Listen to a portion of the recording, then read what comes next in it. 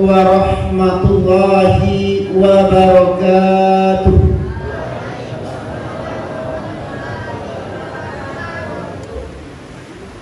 Alhamdulillahi rabbil alamin, wa bihi nasta'inu umurid dunya waddin. Salawatullah wa salamuhu ala khatimil anbiya'i wal mursalin, Sayyidina Muhammadin Rasulil Amin, wa ala alihi wa sahabatihi sabirin wa ummatihi lil mu'minin. Asyhadu an la ilaha illallah wahdahu la syarikalah, wa asyhadu anna Muhammadan abduhu wa rasuluh la nabiyya ba'd. Bapak pengurus Mushola Nurul Hidayah dengan seluruh jajarannya yang kami hormati dan kami muliakan, bapak-bapak, ibu-ibu hadirin sidang jamaah Isya dan sidang jamaah tarawih yang kami hormati, kami muliakan dan insyaallah dimuliakan oleh Allah. Bersyukur kita pada malam hari ini kita masih diizinkan oleh Allah pada 11 hari kita melaksanakan saum Ramadan, dan malam ke-12 kita melaksanakan qiyamnya Ramadan. Allah berikan nikmat, rahmat dan keberkahannya kepada kita sehingga sampai saat ini kita masih dipanggil dan terpanggil sebagai hamba-hamba Allah yang beriman, yang mampu menunaikan siang dan malamnya Ramadan, dan insya Allah sampai di akhir Ramadan berhak dengan gelar tattaqun. Amin, Allahumma amin. Salat beriringan salam kita doakan kepada Allah agar senantiasa dilimpahkan dan dicurahkan kepada junjungan kita Nabiuna Muhammad sallallahu alaihi wasallam. Bapak Ibu sidang jamaah Isya tarawih rahimahumullah, pada kesempatan ini izinkan kami menyampaikan tausiah sesuai dengan tema yang dikirimkan pengurus terhadap kami, yaitu pengaruh pergaulan dalam membentuk akhlak. Berbicara kita tentang akhlak, akhlak ini bukanlah sesuatu yang bisa dibentuk dalam waktu yang singkat. Akhlak bukanlah sesuatu yang bisa dibentuk layaknya membuat sesuatu yang siap dalam satu malam. Tetapi dalam rangka pembentukan akhlak itu ada proses yang harus dilalui mulai dari tahap awal sampai akhirnya terbentuklah sebuah akhlak sesuai yang kita inginkan dan kita idamkan bersama, yaitu akhlakul karim. Kenapa demikian? Karena pada dasarnya akhlak ini adalah buah dari ibadah. Akhlak adalah buah dari ibadah. Kenapa seperti itu? Karena dari sekian banyak ibadah yang telah Allah perintahkan dan Allah wajibkan kepada kita, tidak lain tidak bukan dalam rangka membentuk akhlak itu sendiri. Aqimis sholat, innas sholata tanha 'anil fahsya'i wal munkar. Dirikanlah sholat, sesungguhnya sholat itu mencegah dari perbuatan keji dan mungkar. Muara dari sholat yang kita dirikan ini adalah membentengi diri kita dari setiap perbuatan keji dan setiap perbuatan mungkar. Kalaulah diri kita ini terbentengi oleh dari perbuatan keji dan perbuatan mungkar, insya Allah akan muncullah akhlakul karim. Siang Ramadan yang kita laksanakan ini asyamu junnah. Puasa itu adalah perisai. Perisai untuk mengendalikan hawa nafsu, tidak mengamalkan amalan yang salah, justru tertarik kepada amalan yang soleh. Hakikat dan pelaksanaan siam ini yang kita laksanakan di bulan penuh berkah ini juga dalam rangka membentuk akhlak. Tetapi akhlak ini yang sudah mulai bergeser di dalam kehidupan kita. Hari demi hari, waktu demi waktu, akhlak ini mulai terkikis dari dalam generasi kita, bahkan dari kita sendiri. Rasulullah sampaikan, kullu mauludin yuladu 'alal fitrah, setiap anak yang dilahirkan dalam keadaan fitrah atau suci. Apa itu fitrah? Allah jelaskan dalam surah Ar-Rum ayat ke-30, fa'aqim wajhaka lid-dini hanifah, hadapkanlah wajahmu kepada agama yang lurus, fitratallahi allati fataran nasi 'alaiha, yaitunya fitrah Allah yang telah menciptakan manusia dengan fitrah itu. Dan apa agama yang lurus? Allah jelaskan dalam surah Ali Imran ayat 19, Inna dina indallahil Islam, sesungguhnya agama di sisi Allah adalah Islam. Ini kait terkait antara ini, Bapak Ibu. Artinya apa? Setiap manusia yang dilahirkan itu sudah membawa iman dan sudah tertanamkan akhlakul karimah di dalam dirinya, karena dia lahir dalam keadaan fitrah, suci dan beriman.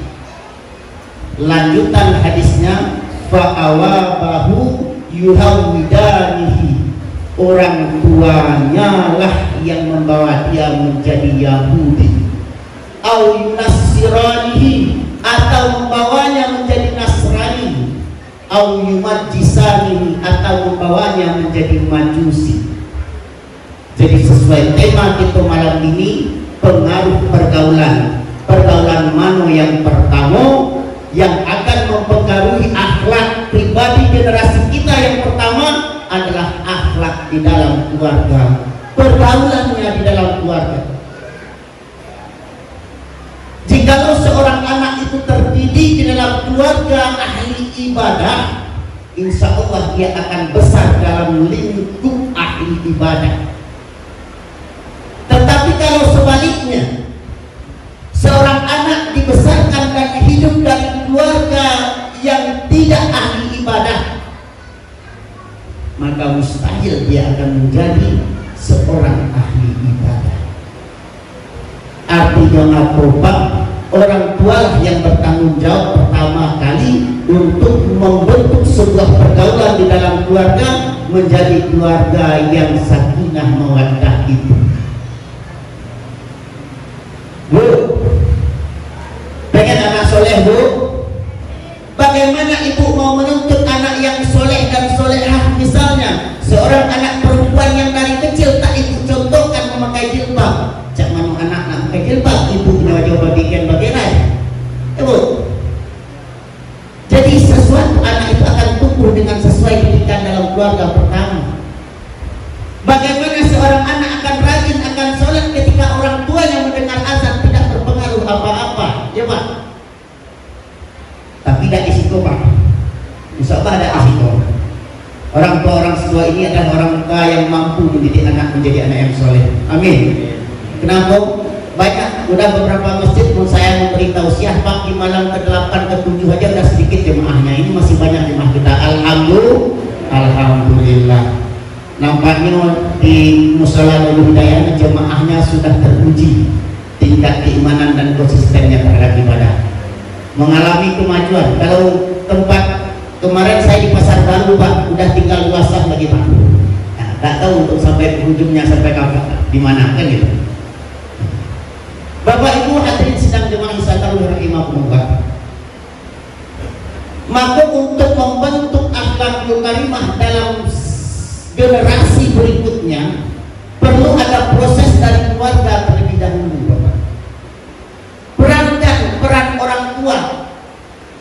Ayah memang bukan hanya sekedar bertanggung jawab memberi nafkah kehidupan zahir anak saja, tapi seorang ayah juga akan bertanggung terhadap pendidikan dan karakter yang akan terbentuk dalam pribadi anak. Seorang ibu Ibu adalah sosok terpenting dalam membentuk pribadi seorang generasi. Kalaulah ibunya seseorang yang taat, insya Allah akan terbentuk pribadi anak yang taat. Tetapi kalau ibunya bukanlah seorang ahli ibadah atau yang tidak banyak bersyukur kepada Allah, maka tidak akan terbentuklah generasi berikutnya, generasi yang berakhlakul karimah. Banyak contoh generasi sebelum kita. Nabi Nuh alaihissalam, Nabi yang ditunjuk, diutus oleh Allah untuk kaumnya, tapi tak kalah memiliki istri yang tidak soleh, maka anaknya tak menjadi anak yang soleh. Jadi peran ibu dalam membentuk akhlak ini sangat penting, Bu. Maka pergaulan yang kita jaga pertama adalah pergaulan di dalam keluarga. Setelah selesai pergaulan di dalam keluarga, maka anak dengan beranjak usianya yang bertumbuh, dia mulai ke kiri dan ke kanan dari lingkup keluarganya. Mulai anak berjalan ke rumah tetangga, 1, 2 rumah, dan bahkan mulai bergerak ke masyarakat di sekitarnya. Maka pergaulan keduanya adalah pergaulan di lingkungan masyarakat itu sendiri. Ikan akan hidup, akan lebih banyak, akan menguasai tempat bagaimana bentuk airnya. Kalau airnya mengalir deras, banyak bebatuan, itu banyak ikan yang bersisik lunak, ya Pak, bersisik putih. Kalau bahasa itu mungkin banyak udang, gaging. Coba tahu gaging apa? Itu kalau air mengalir deras, jernih dan berbatu. Tapi kalau air itu keruh, kurang mengalir, akan banyak dihuni oleh ikan tak bersisi atau bersisi keras. Ya, nah begitu juga lah kehidupan manusia kita ini. Apabila kita hidup di lingkungan yang agamis, yang taat beribadah, maka insya Allah akan tercipta suatu lingkungan yang diharapkan sesuai dengan perintah Allah. Akan terciptalah lingkungan yang mempunyai akhlakul karimah. Tapi kalau seorang anak hidup di lingkungan yang keras, di lingkungan yang tidak agamis, maka karakternya juga akan terbentuk menjadi orang yang keras. Maaf, kita ambil contoh Pak, kehidupan tepi pantai, kehidupan tepi pasir. Rata-rata orang tepi pasir itu, walaupun jarak 1-2 meter dengan kita, suaranya juga keras, apa? Suaranya juga keras. Kenapa? Karena mereka terlatih dengan suara yang keras, karena kerasnya derung ombak dan angin laut. Maka dia, walaupun dia sudah tidak berada di tepi pantai lagi, tak kalah dia berbicara dengan kita tetap dengan nada yang tinggi. Artinya lingkungan membawa pengaruh terhadap pembentukan akhlakul karimah itu.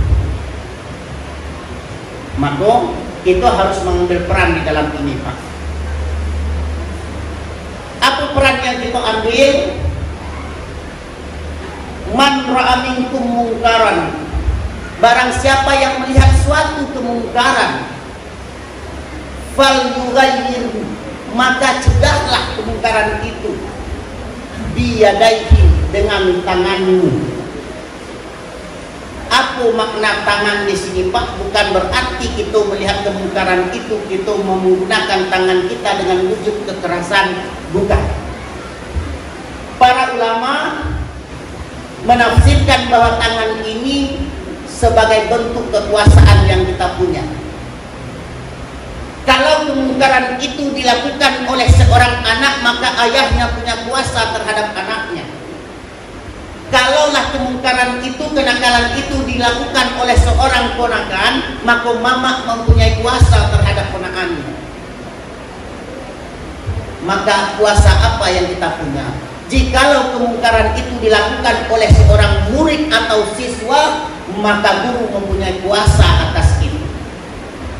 Maka kita ambil peran kita masing-masing.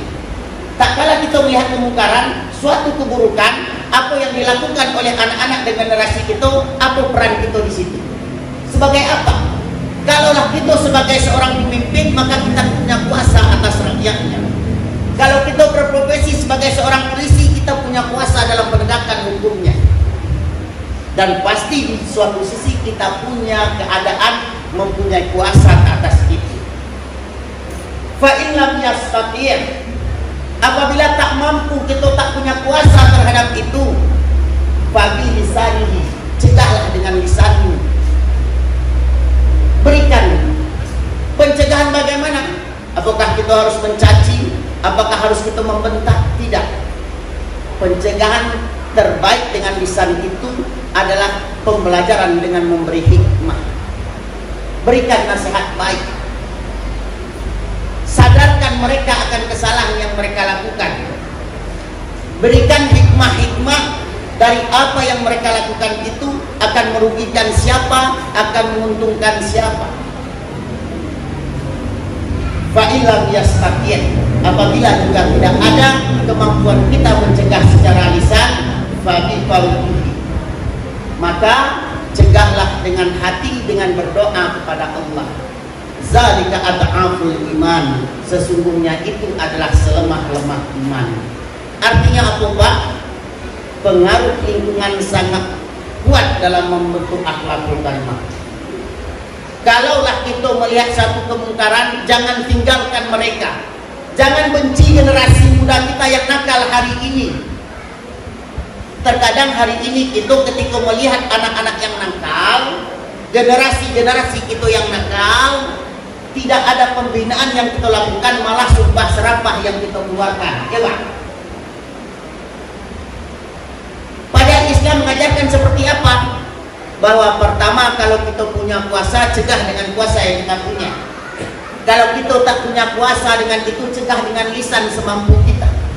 Tak mampu dengan lisan, doakan mereka agar mendapat hidayah daripada Allah. Jangan tinggalkan mereka, jangan benci mereka. Kalaulah kenakalan mereka sudah nakal, kita benci pula tambahnya, kapan mereka akan mendapat hidayah dan berubah? Bencilah perilakunya, tapi jangan pernah benci orangnya. Ini terbukti, Pak. Dari beberapa masjid boleh dilihat, Pak, tingkat anak-anak yang hadir ke masjid, Pak, sudah mulai menurun. Kalau dulu, Pak, mungkin sebayo-bayo bapak, jangankan bapak-bapak, sebayo amo, baik itu dari sholat Jumat, sholat maghrib, sholat isya, bahkan anak-anak itu ramai ke masjid. Ramai ke masjid. Ya. Karena keributan yang mereka lakukan, gangguan yang mereka lakukan di ibadah yang kita lakukan, itu dianggap ujian keimanan kita dalam sholat berjemaah. Sama orang-orang tua kita ini tidak dihardik dan tidak dibentak, tidak dimarahi, tidak diusir, tetapi diajak, diayomi, dan diberi pengertian. Hari ini bahkan ada sebagian tempat yang melarang kehadiran anak-anak di masjid karena dianggap mengganggu ibadah, dianggap mengganggu kekhusyukan orang dewasa dalam beribadah. Kalaulah dari kecil dia tidak terbiasa untuk ke masjid, meskipun tidak dalam untuk beribadah, maka dia akan semakin jauh besarnya dari masjid. Maka populasi umat Islam yang cinta akan masjid semakin hari semakin berkurang. Maka dalam membentuk akhlakul karimah ini, manfaatkan, budayakan tingkat kepedulian kita terhadap generasi kita, Pak. Jangan beri toleransi yang berlebihan terhadap mereka. Jangan kita terlalu menerima setiap kesalahan yang mereka lakukan. Kalau kita punya kuasa atas kesalahan mereka, tegur dengan kekuasaan kita. Kalau kita tak punya kuasa atas diri mereka, maka tegur dengan lisan semampu kita, memberikan nasihat kepadanya. Kalau tidak, selemah-lemahnya iman kita, doakan agar generasi yang melanggar itu mendapat hidayah daripada Allah. Setuju, Pak? Nah, kalau besok kalau ada anak-anak yang kita nakal, anak kita ngebut lewat lari 120, ondanya setupak. Ya Allah, berikanlah hidayah anak itu untuk bertobat, untuk kembali kepada jalan yang benar, sehingga ketika dia berkendara tidak membahayakan orang lain. Doakan mereka. Itu yang herannya Bu, jangankan anak orang, anak inyojo yang bersalah maka sumpah yang diberikan. Bakso anak setan, ya lo. Keluar bahasa itu dari seorang ibu. Padahal asa mulu kasih ke pantai mandi melukah maningkala, asa mulu badan kasansai mandi menyumpah dalam galak. Sambil ketawa saja bapak ibu menyumpah anak bapak ibu bisa jadi kenyataan, apalagi dalam kemarahan bapak ibu. Maka hati-hati dengan ucapan yang kita berikan. Karena apa? Sadari diri kita. Meskipun kita yang hadir hari ini mungkin sudah pernah haji, umrah, sudah taat dalam ibadah, coba ingat masa lalu kita, apakah tak kala dulu kita akil balik di umur 12, 13 sampai 15 tahun kita langsung taat beribadah kepada Allah? Tidak, Bapak Ibu. Saya rasa di angkatan generasi kita hari ini tidak ada orang, kalaupun ada sangat sulit ditemukan ketika dia berumur 12, 13 tahun mereka sudah taat beribadah kepada Allah. Tidak ada umpamanya. Tidak. Itu pun dulu mungkin pernah melakukan kesalahan yang sama di usia mereka. Kita mungkin dulu pernah melakukan apa yang mereka hari ini lakukan. Kita hadir hari ini di masjid ini, di musola ini, mungkin melalui proses yang panjang. Ada pendidikan di dalam keluarga, ada kepedulian dari masyarakat sekitar kita, dan yang ketiga, pengaruh yang paling besar adalah pengaruh pendidikan. Mungkin berikan dia pendidikan agama, ilmu agama titipkan. Apakah itu harus di lembaga formal? Tidak. Orang-orang tua kita dulu menjadi syekh, menjadi imam, menjadi khatib dan bilal, bahkan mereka hanya mengaji di TPA dan TPA surau-surau yang ada. Bukan tempat pendidikannya yang paling penting, tapi ilmu yang diperolehnya. Bahkan dulu surau-surau dan langgar-langgar membentuk alim ulama kita, membentuk imam-imam besar di negeri ini. Apakah sekolah-sekolah formal yang hari ini berdiri akan benar mencetak ulama-ulama besar sekarang ini? Allahu a'lam bishawab. Tetapi bagaimana pendidikannya, itu yang paling penting. Bahkan kalau mampulah kita sebagai orang tua yang memberikan pendidikan agama terhadap anak kita, itu lebih besar faedah, lebih besar nilainya di sisi Allah. Jikalau kita tidak mampu memberikan ilmu agama itu, maka carikanlah guru, carikanlah tempat bagi anak-anak kita untuk mampu memperoleh pendidikan agama. Karena dari didikan keluarga, dari kepedulian masyarakat, dan dari pendidikan yang mereka lakukan, di sanalah akan membentuk karakter budi pekerti mereka menjadi akhlakul karimah. Mungkin itu Bapak Ibu yang bisa kami sampaikan.